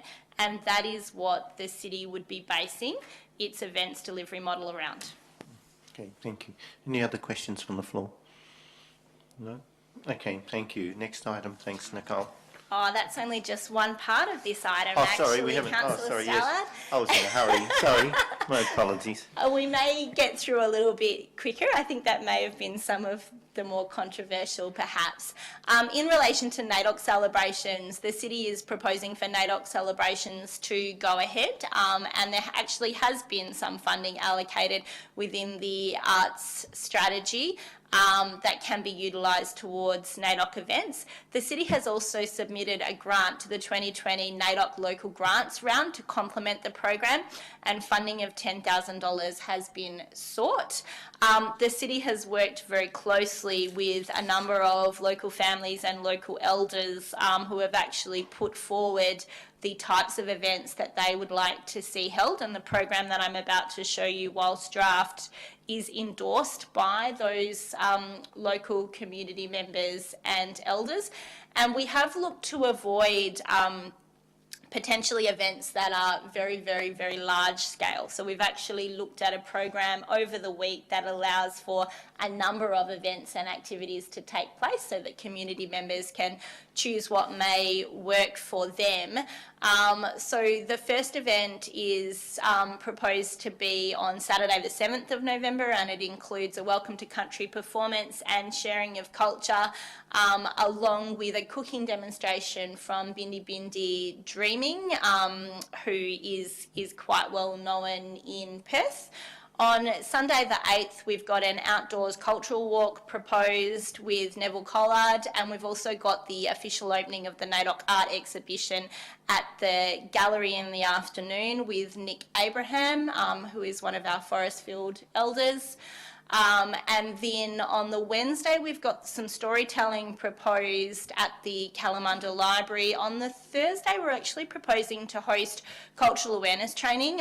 The city held one lot of community cultural awareness training in 2019 at our Hartfield Park site. The event was extremely popular, and community members actually showcased that they really did want to learn more and understand culture more. So this would be the first time that the city's hosted an event such as that as a part of its NAIDOC program. We're then looking on Saturday the 14th of November at some NAIDOC storytelling and art at the Forestfield Library, and then a close of NAIDOC week at the Mamba, or the Welshpool Reserve site, that some of you will be aware of. It's a very significant site. It is part of Hartfield Park. It's a native title site, and it's at the location that we hosted the City of Kalamunda Reconciliation Action Plan launch. That's a very collaborative event. It involves Bulu and Little Durham dancers, which is Ulman Wally's family, along with Neville Collard, Nick Abraham and Aurora Abraham, all bringing different components or events to that particular program. Are you happy for me to continue? Unless there's any questions, then wonderful. We are proposing to still host Thank a Volunteer Day. Thank a Volunteer is a very popular event within the City of Kalamunda. In 2019, the Thank a Volunteer Day budget was $10,893. The budget has been reduced, and we are proposing the event be undertaken with a budget of $6,200 $67, and that particular event acknowledges the work. It's literally acknowledging thousands of volunteer hours that our individual community members put in at City of Kalamunda facilities and also at many of our bush reserves throughout the city. We are proposing a modified Christmas festival. So the Christmas festival generally is a collaboration of community partnership events that are held. It includes things like the High Wycombe Christmas picnic. It includes things like the Christmas night market. It also generally has included some movie screenings of a Christmas movie and the like. We actually put a call out to community groups to see who would like to host a Christmas event. Historically, there's actually been a budget of $65,000 in total, and it's because currently the City of Kalamunda's Christmas lights come from the events budget. So some years ago, I think there was no Christmas lights, or there was a lot of feedback that councillors received in relation to Christmas lights. So we undertook some work, and many of you will be aware that the main power poles along Strelitzia and Hale in Forestfield and also along Canning and Kalamunda Road in Kalamunda are lit. Over the years, we've also looked for opportunities specifically along Kalamunda Road in High Wycombe. We would love to be able to do something along that stretch. It's quite difficult because the arrangement with Western Power and the power pole ownership is different to what we have in Forestfield and Kalamunda. But we have received, and last year again, received many positive comments from community in relation to that. I did just want to point out that the budget for that is actually $30,000, those Christmas lights. It's not a cheap exercise, and we're currently looking into what the options may be to still bring some lighting but to reduce that slightly. In general, though, we're looking at going from $65,000 in relation to the Christmas festival and lighting to bring it down to a reduced program budget of $45,000 for 2020-2021. Donations and sponsorship. Yeah, sorry, yeah. Yeah. Oh, thought I pressed it. The decorations, that belong to us? Yeah, so correct. The way that it works is that there's ownership of the decorations, but they're stored by a third-party contractor, and I believe from memory it's Mark One Visual, and they're also the installer because it's actually, that's where a lot of the cost comes in because obviously whenever you leave something like that in public infrastructure, there can be issues with damage, for example, and so I understand that that's why the current locations were selected, but it does therefore require traffic management, cherry pickers and the like. It's actually around the install that most of our costs are attributed. They're also currently stored off-site, and that's something that I am looking at, so that's an immediate cost that if there was some storage options that we may be able to reduce. The second question. You mightn't be able to answer it, Nick, but I'll give it a go.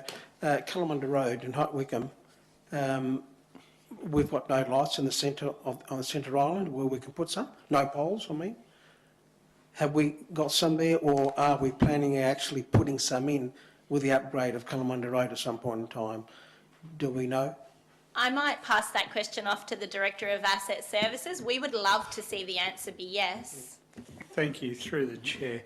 Generally speaking, the regulatory regime with Western Power is if we select that they are operating and maintaining street lighting, as the default is for the vast majority of the city, we would have to upgrade them to decorative poles that could take the additional facilities such as Christmas lights or banners, etc., at a cost.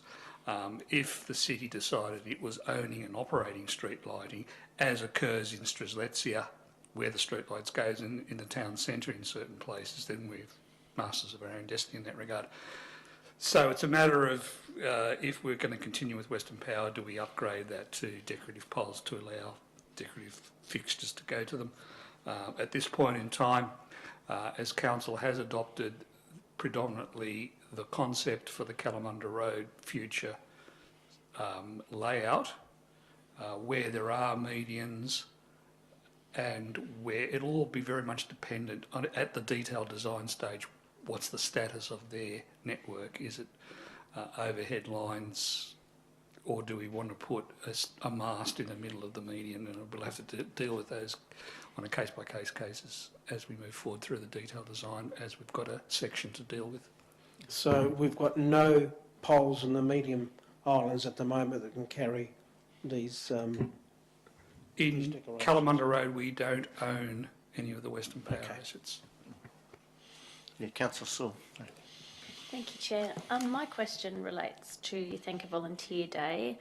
As a newbie, I was just wondering how volunteers are identified to attend, please. Thank you very much for the question, Councillor Sewell. If volunteers are an official City of Kalamunda volunteer, then we actually have a register of those particular volunteers. So that is because the city actually also covers all of their insurance and the like. So that is the case for the predominant volunteers that attend. In relation to some of the other attendees, so anyone who is nominated as a local hero during the year is invited to attend.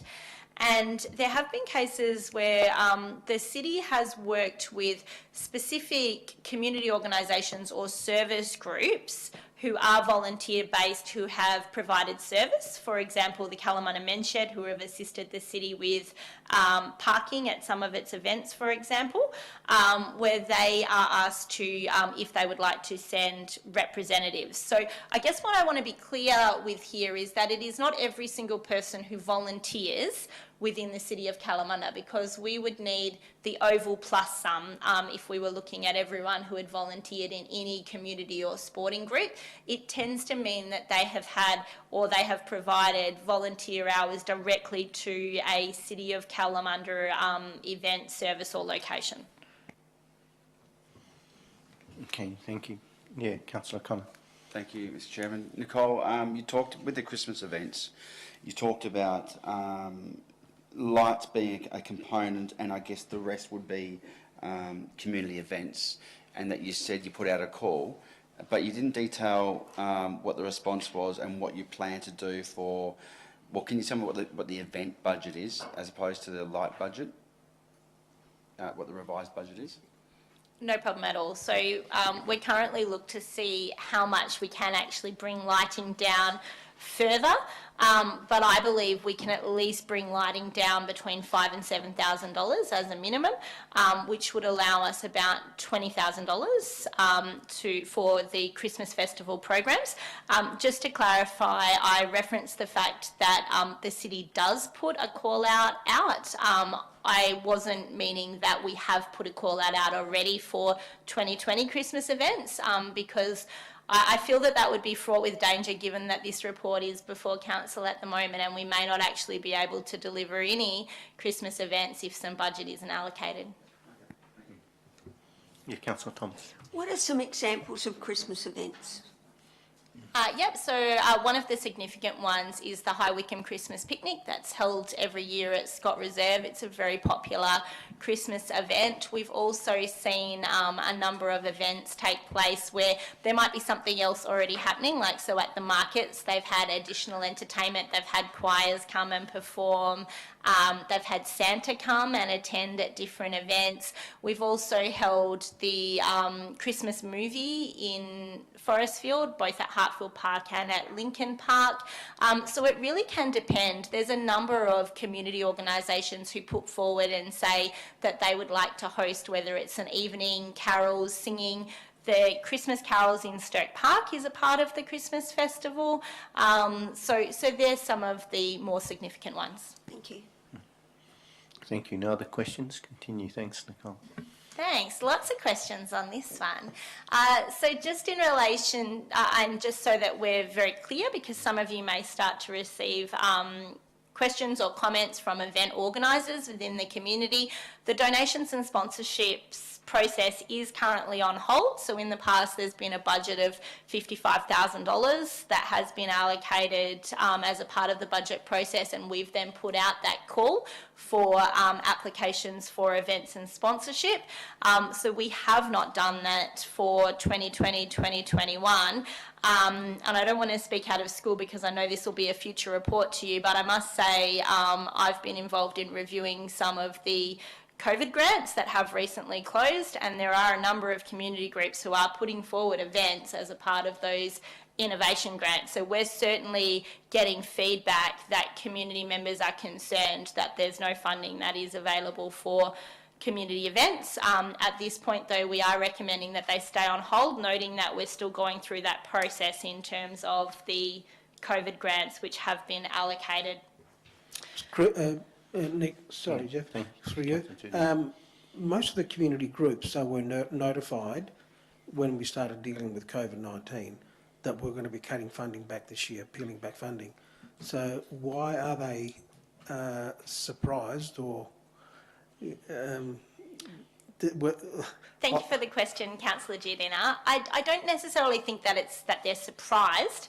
I think it's that they're really pushing the fact that they feel that some of these things have important value, be it for their members or for the wider community. So they're coming to us asking what the options are. We obviously have launched the new grants portal as well, and we are encouraging groups, and we're actually actively working with groups to look at where there is potential other sources of funding for them. So it's not so much as that they're surprised, it's that they're wanting to host events and they're looking for ways to navigate the system, I suppose, for better of a term.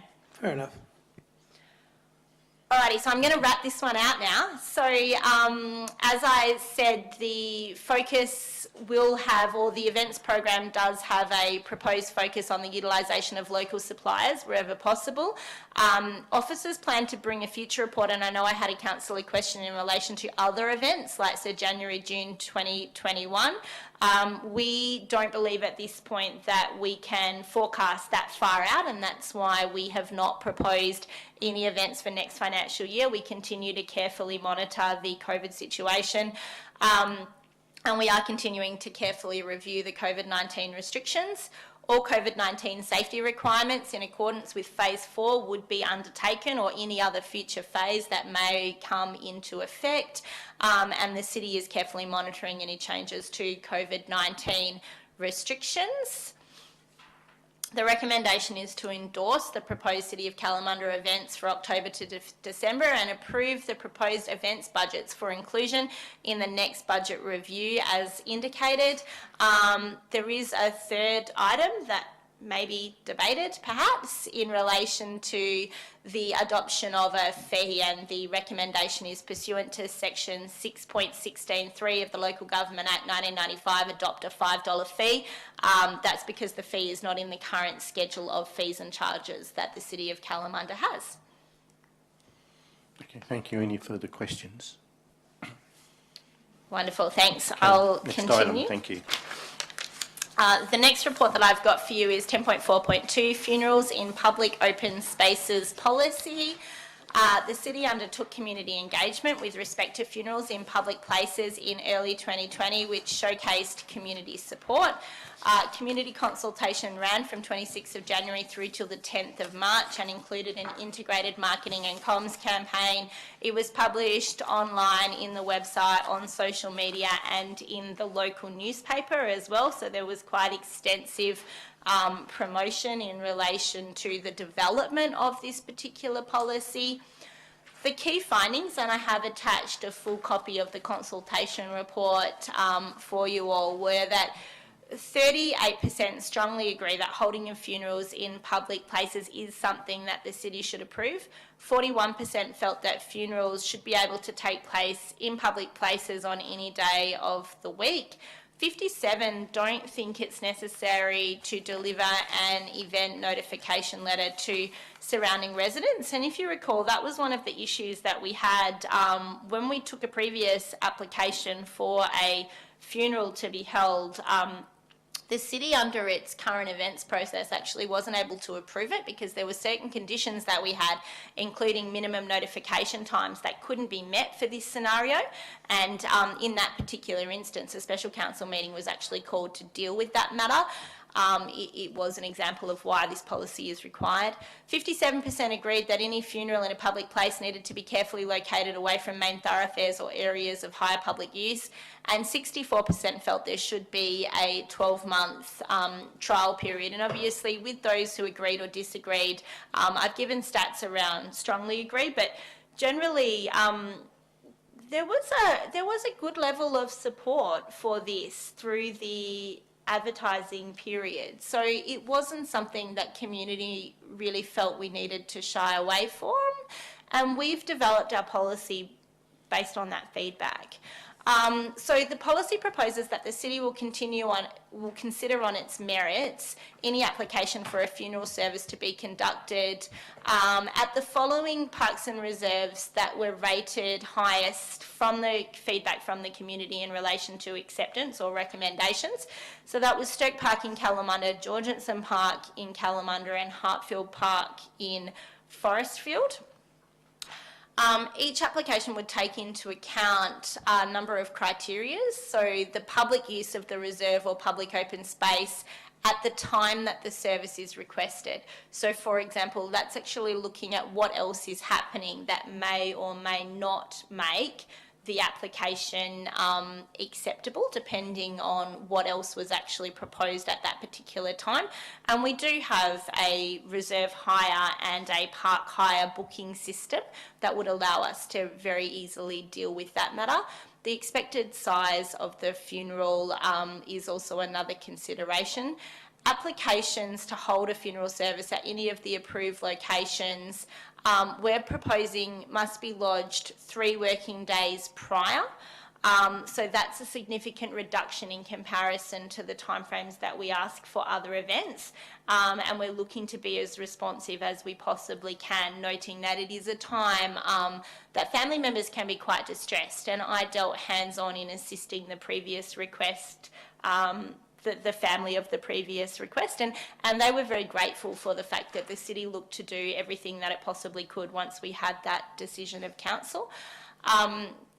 The approval of the funeral service at the requested time is proposed in the policy to be at the sole discretion of the city, and I know that I've had a councillor questioning that, so I just want to clarify there, our intent there is not to be difficult. It's about acknowledging, and I'm happy to look at the wording, it's about saying that the city may not always be able to approve funerals at a particular location. So just because the policy says that we will, we do need a level of discretion. And I'll use the example at the moment where whilst Georgeson Park is listed as a location, it may or may not be deemed appropriate while the site's also a construction site.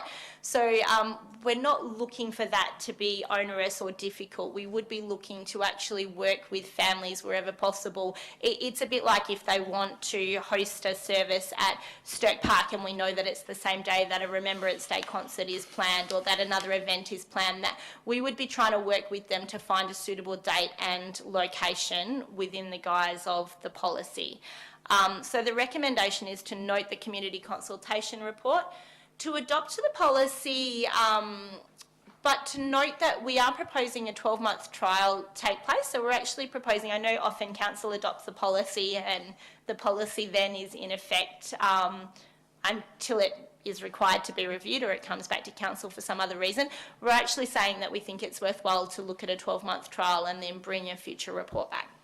Mr Chairman. Yes, sorry, Councillor. Nick, can you tell us why there's no park for where we can have a funeral in High Wycombe if someone from that location wants to have a funeral at a park in High Wycombe? I think it's only fair that we do that. Yeah, thank you very much for the question, Councillor Giardina. When we did the survey, we actually asked community members which locations they felt was acceptable, and I'm just bringing the results up now, but what we've actually done is looked at those for the purposes of the current draft. We've looked at the locations that the community suggested were most appropriate at this point in time. And I think that that's part of the reason that we should review this. So the results are on page 87. It's within the attachment 10.4.2.1. So in terms of number of responses, when we looked at locations such as Street Park in Kalamunda, there were 75 responses. Georgianson had 59. And then Hartfield had 50. From there, Whistle Pipe Gully actually came up at 50. We didn't recommend it given the issues that we've currently got at Whistle Pipe Gully around parking, the fact that the city doesn't own the land, or, you know, predominantly doesn't own the land, and we just felt that there were logistical issues around it. But there weren't any more that had more than 50. Ray Owen Reserve actually came in at 48. So in relation to High Wycombe locations, Ollie Worrell Reserve was considered with 29 responses and Rangeview Park in High Wycombe with 31. So I'm certainly open to the fact that there may be other locations that need to be considered. That's the reasoning why we've put forward the ones currently. Happy to review that. Okay. Yes, sorry, Councillor Thomas. In the survey, did you have any people comment that they're happy for like a memorial service but not a coffin there? There were some comments to that effect, and we have included the comments verbatim, so we really look to ensure that our engagement reports are very transparent, so you can read verbatim comments in the attachments. But there was a number of people who actually were not as concerned as some officers thought they may be about the fact that a coffin may be present. And it really does become the difference between a funeral and what is otherwise just a ceremony or a wake or a celebration of life, which can usually be approved under our current events. Thanks. Just curious. Thank you, Councillor Ritchie. Thanks, Nick. Just a couple of questions. Have we had any applications for funerals since we had the one last year? Not for funerals with casket, no. Thank you. And also, I just noticed in the attachment, and I presume it's only a draft, but it's actually got the dates from last year in there. City of Kalamunda, Friday 19th of July 2019, etc. So obviously for the OCM, if we could just get that into a draft form rather than have specific dates on there. Of course. Councillor Billich had a question. Yes, thank you. My question, Nicole, is when you consider how large the campaign was, it was quite broad and it went for quite a long period of time. There really was only 117 responses, which I don't consider an enormous amount of responses when you consider, you know, how widely you actually advertised it and that. So 117 responses, is that a fair representation of what people in the City of Kalamunda would really want? Thank you very much for the question. In part, it is one of the reasons why we believe a trial of the policy should come into effect. We also note that we don't receive a large number of these types of requests. We did check around other policies within Australia as well. But I must say, and I obviously consult on a large number of things, we actually thought anecdotally that the number of responses on this particular matter was higher than many of the officers thought it would be, so we were really not too sure. Sometimes we have to work quite hard, particularly the planning ones they'll either flood in or we won't get very many and we have to work really hard. We felt that 117 responses wasn't too bad in terms of getting some kind of indication of community sentiment. Okay, thank you. Any other questions from around the floor? Yes, Councillor Cooper. Thanks, Nicole. I was just wondering, there was comments made about alcohol perhaps being there. There's nothing actually in the policy, or does that get dealt with somewhere else? Yeah, correct. So as a part of the policy deals specifically with the funeral, we have relevant forms and the like that are required if they're looking to book a venue and they're looking to serve or sell alcohol. So we have regulation that covers that. Thank you. Yes, Councillor Janine. Just another question, Nick. Say if there was, like the one that was held at Stoke Park last year, they went to the Kalamunda Club, the wake was held there, and there was alcohol there. So in the event that we have something like at the Lismoody Football Club or the Cougars, they've got a venue there also where they can actually sell alcohol. If they have it on the Oval, they can go in there and have the wake in the club. So there are areas where we can actually have things like the funerals like this, where alcohol can be served. They just got to pick where the actual clubs or the infrastructure that we have around the city, I suppose. That's correct. They can also apply for an occasional licence should they choose. Thank you. I was going to suggest, if I may, to you that for councillors to think about making sure that you've got the discretionary powers for making decisions on other venues if they are deemed appropriate, rather than being a little, prescriptive to the ones we've got. Thank you for the feedback. Are there any other questions before we move on? Okay, thank you. That's the end of the public briefing. Thank you. It was long and hard and a pretty, in times, difficult process, but I think what's been aired is of value to us in making our decision in 2 weeks' time. Can I inform all of you that, all the councillors, that Mr. Morales, our director, is